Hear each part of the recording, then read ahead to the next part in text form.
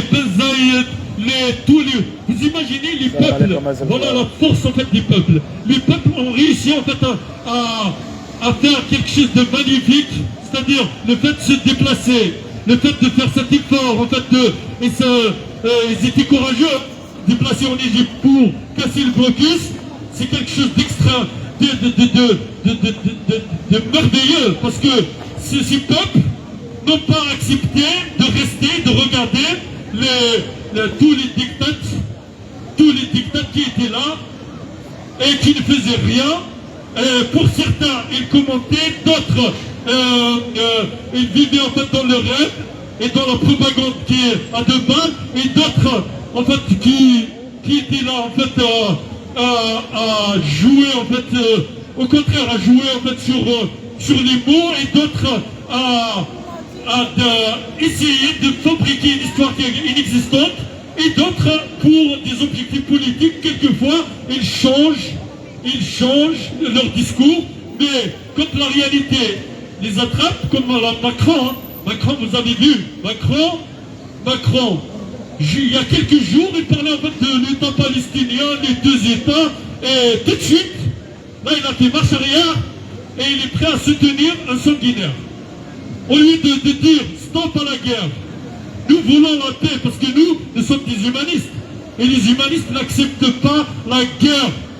Nous ne voulons pas de guerre, nous sommes des porteurs de drapeaux de la paix, et de drapeaux blancs, et tous les bâtons de guerre. Apparemment, Macron a les moyens, vous savez, pour soutenir le sanguinaire Netanyahou. Il a les moyens. Il n'a pas les moyens pour la retraite à 60 ans, il n'a pas les moyens de nourrir en fait les pauvres qui n'arrivent pas parce qu'ils ont du mal à finir en fait leur fin de mois, mais il a les moyens de faire les guerres. Apparemment, il se sert, en fait il a trouvé en fait, c'est Ali Baba qui, à chaque fois que la guerre se déclenche, il trouve en fait une caverne pour récupérer en fait les milliards. Par contre, pour parler de la paix, pour défendre en fait les Palestiniens qui sont aujourd'hui broyés, détruits, pour défendre en fait les enfants qui sont assassinés. À ça, ils ne savent pas faire. Vous savez, ils ont oublié. Pendant 10 mois, on ne parlait pas et on laissait, on jouait même sur les chiffres. Hein. 50 000 depuis le début de la guerre, en fait, de génocide, on parlait de 50 000. Dans le fond, faites attention, parce que la manipulation des chiffres fait partie, en fait, de leur propagande. Donc, depuis presque, en fait, après un mois de début du génocide, on parlait de 50 000. Je peux vous assurer que ça a dépassé 1 million de personnes qui ont été assassinées. Ils ont le nombre de bombes larguées, le nombre de missiles, le nombre de... En fait, les moyens qui sont utilisés, en fait, des S-35, des avions de guerre dévastatrices. Donc, en réalité, il y a des milliers de morts, si ce n'est pas des millions de morts. Donc, l'objectif était clair. Effacer la Palestine, et moi ce qui m'étonne, c'est-à-dire même dans nos rassemblements, pendant plusieurs jours, en fait on organisait des rassemblements ici, ils essaient de manipuler les slogans et de nous empêcher de parler de la Palestine pour trouver d'autres slogans. Donc, pour conscientiser les gens, faites attention, parce que il y a le génocide sur le terrain, et il y a je ne sais pas comment on l'appelait en fait, historiocide, en fait, que commettent un certain nombre de personnes parce qu'ils sont manipulés par les médias. Parce que les médias les manipulent pour ne pas utiliser le terme Palestine. Je fais exprès en fait de répéter, parce que répéter, comme ça les gens ils le savent. On était là-bas, à chaque fois qu'on essaye de revenir, Palestine vaincra, Palestine vivra, eux ils veulent nous imposer, non, on doit parler du Gaza, pas de la Palestine. Gaza, c'est la Palestine. Et la question, c'est une question palestinienne, pas autre chose. Et la question palestinienne a commencé en 1948. Et la Palestine a existé avant 1948. Faites attention, les manipulations des médias propagande, les gens qui travaillent à Netanyahou. les journaux Netanyahu Boys. Donc ces gens-là qui passent leur temps à manipuler, qui passent leur temps à commettre des crimes sur les plateaux, parce que ceux qui soutiennent un crime, ce sont des criminels. Ceux qui essaient de justifier un crime, ce sont aussi des criminels. On ne peut pas pardonner aux gens qui passent leur temps sur des médias propagande à justifier les crimes les plus abominables. On ne peut pas les laisser, on ne peut pas ne rien dire, parce que des fois, ils essaient de justifier en fait des crimes contre des enfants, des crimes contre des femmes, des crimes contre des personnes âgées, des crimes contre des personnes à mobilité réduite. Ils essaient de les justifier ou les minimiser ou en fait essayer de changer complètement le sujet contre les crimes et pas facile à cacher. Et ils changent complètement le sujet pour ne pas parler, parce que des fois, ça les arrange en fait d'imposer le silence, parce que c'est eux qui détiennent en fait la plupart des médias propagande. Voilà. Donc, le combat, moi je vais vous dire une chose. Le combat politique a été gagné par les Palestiniens. Même si ils essayeront par tous les moyens, parce que vous savez, dans l'histoire en fait de toutes les révolutions, c'est important de gagner ce qu'appelle Marx la superstructure. Sur le plan politique, le monde entier est avec la Palestine. Voilà, il faut le savoir. Aujourd'hui, c'est pas comme hier, parce que hier, en fait, les criminels Netanyahu pleurnichaient du matin jusqu'au soir pour dire que lui, c'est une victime, que pleurnichait. Mais maintenant, qu'est-ce qu'il va dire? Lui qui a assassiné des enfants, lui qui a enterré des personnes vivantes, lui qui a brûlé en fait des femmes, des hommes à l'intérieur des hôpitaux, lui qui a assassiné en fait des femmes qui venaient d'accoucher, lui qui a fait en fait tous ces crimes abominables. Qu'est-ce qu'il va dire au monde? Le monde a regardé en direct un génocide. Et c'est la première fois. C'est la première fois qu'on regarde directement un génocide. Des enfants se font tuer, des personnes âgées massacrées. Qui peut faire pire que Netanyahu? Oui, Netanyahu ressent les mêmes pratiques qu'Hitler. Oui.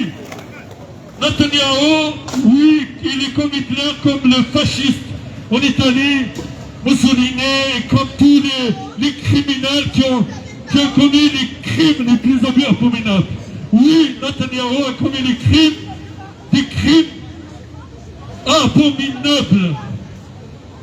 Donc voilà. Ah oui, ça les dérange. Vous savez, quand on parle en fait de ces crimes-là, donc oui, ça les dérange. Oh, on le sait.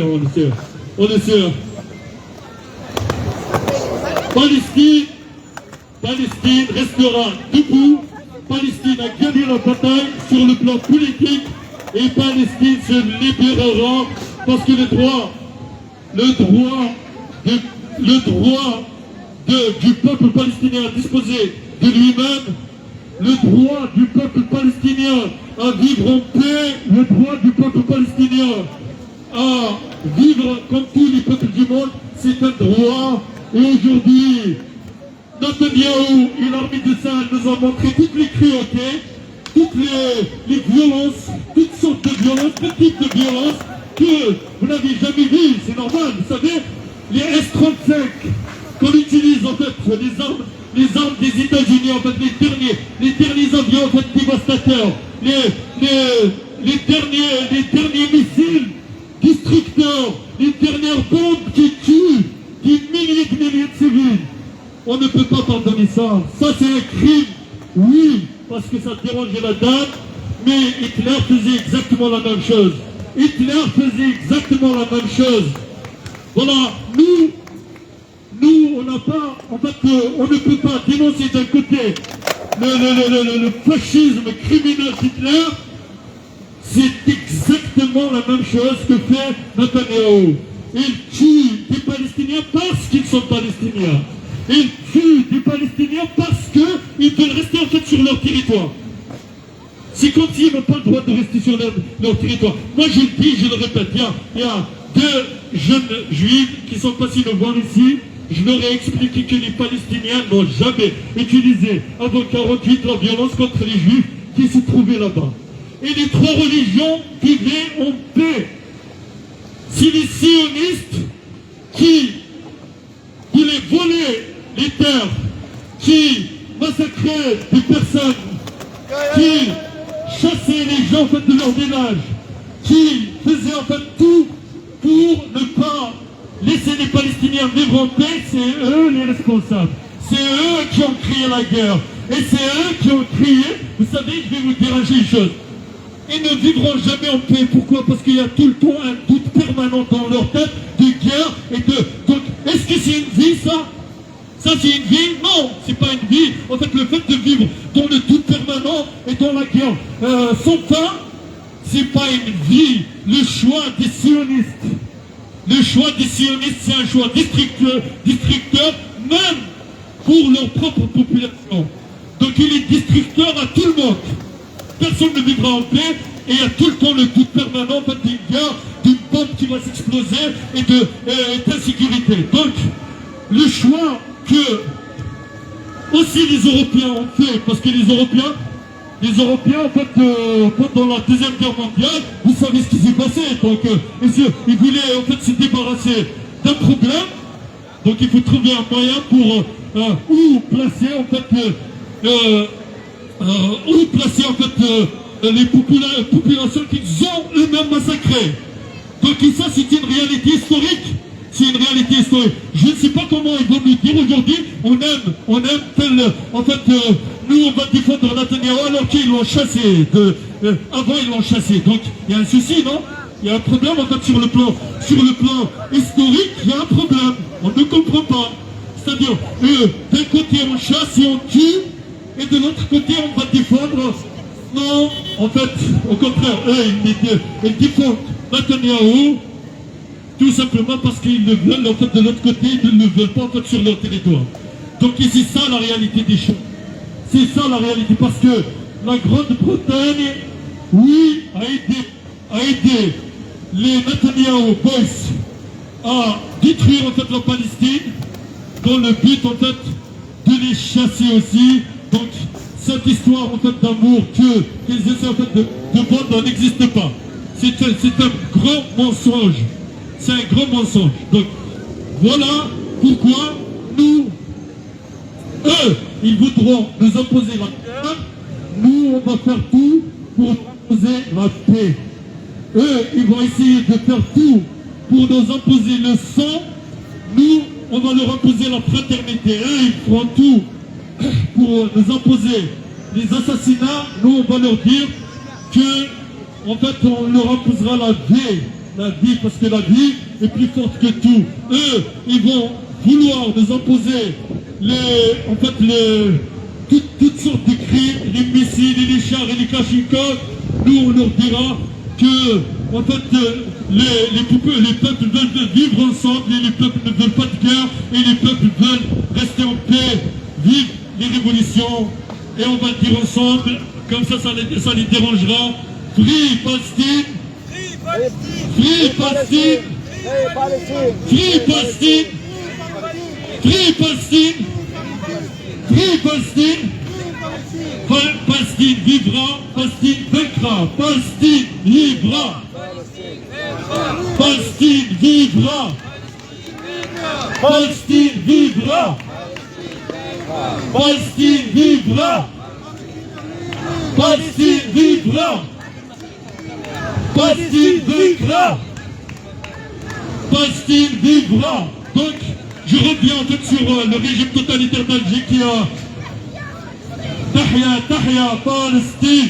Tahya, Tahya, Palestine! Tahya, Tahya, Palestine! Donc, je profite de cette occasion pour appeler tous les citoyens du monde de libérer leur pays en fait de la dictature. S'il n'y avait pas une dictature en Algérie, s'il n'y avait pas une dictature au Maroc, s'il n'y avait pas de dictature aux Émirats Arabes Unis, s'il n'y avait pas de dictature en Tunisie, s'il n'y avait pas de dictature en Arabie Saoudite, je vous assure que Netanyahou le sanguinaire ne sera jamais touché la Palestine. S'il y avait, parce que les peuples, ne trahiront jamais les justes. Les peuples sont solidaires avec le peuple palestinien. Les peuples sont vrais. Et vous l'avez vu, je pense que la démonstration a été faite. La démonstration a été faite. Et vous l'avez vu avec vos propres yeux. Vous avez vu en fait des citoyens du monde entier, des Tunisiens, des Algériens, des Marocains, tous les peuples du monde se sont unis pour se rassembler en Égypte, même si les sanguinaires, Sissi et tous les dictateurs ont empêché en fait de rentrer, mais les peuples du monde voulaient imposer la paix, voulaient casser le blocus, voulaient aider en fait le peuple palestinien. Et ça, c'est très très important. Et ils ont montré au monde entier que les peuples, comme c'est eux qui décident, il n'y aura pas de guerre. Et comme c'est eux qui décident, les génocidaires et les criminels ne feront pas leur loi. Nous détruirons pas en fait des peuples, nous n'écraserons pas en fait des enfants et ne commettront pas de génocide. Vive la démocratie. S'il y avait une démocratie aux Émirats Arabes Unis, la démocratie au Qatar, la démocratie en Arabie Saoudite, jamais ces sanguinaires de Ben Salman et Ben Zayed nous donneront 5 000 milliards à Trump qui, lui, je le dis et je le répète, c'est lui qui a tracé le chemin, c'est lui qui a préparé le terrain par les accords d'Abraham pour donner le feu vert à Netanyahou, le sanguinaire, à assassiner, à détruire, à commettre en fait le génocide. Sans accord d'Abraham, donc le sanguinaire Netanyahou ne fera aucun pas dans ce sens. Sans accord d'Abraham, le sanguinaire Netanyahou ne fera jamais la guerre à ses voisins. Il ne partira pas aussi loin parce que là il va provoquer une troisième guerre mondiale. C'est ce sanguinaire, il est prêt à provoquer une troisième guerre mondiale. Et les gens qui aujourd'hui ferment les yeux ou soutiennent ce sanguinaire, au lieu de dire stop, basta, parce que nous ne voulons pas un monde en fait en guerre, nous voulons la paix. Et ça on ne le voit pas. Vous avez vu, certains poussent encore vers la guerre, certains poussent encore vers la destruction massive, certains poussent encore vers en fait les gens qui s'entretuent les uns les autres, et ça c'est extrêmement grave. Vive la paix, vive la démocratie en fait dans tous ces pays-là. Quand la démocratie triomphera, la cause palestinienne gagnera. Donc luttez pour la démocratie un peu partout dans le monde. Les peuples ne trahiront jamais, les peuples sont toujours solidaires et nous ont montré l'exemple en partant en Égypte pour défendre nos frères et nos sœurs palestiniennes. Je ne reproduirai plus le discours en fait de médias propagande qui veulent effacer le nom Palestine. Moi je parlerai toujours de la Palestine. Si Gaza est touché, c'est la Palestine qui est touchée. Si la Cisjordanie est touchée, c'est la Palestine qui est touchée. Donc parlez plutôt de la Palestine. N'acceptez pas en fait qu'on nous impose d'autres termes pour l'effacement historique de cette grande nation, parce qu'historiquement la Palestine a produit. Vous savez, avant, au Moyen-Orient, la Palestine, en fait c'est la terre des intellectuels, des médecins, des journalistes, des plus grands avocats. Donc voilà pourquoi on va dire, on va le répéter, le cœur du Moyen-Orient c'est la Palestine. Si la Palestine disparaîtra, le Moyen-Orient s'implosera. Donc défendons la Palestine, parce que c'est la Palestine qui assure en fait l'équilibre de cette région. Merci, la Palestine vaincra, Palestine vivra, et vive la révolution et vive la lutte. Merci.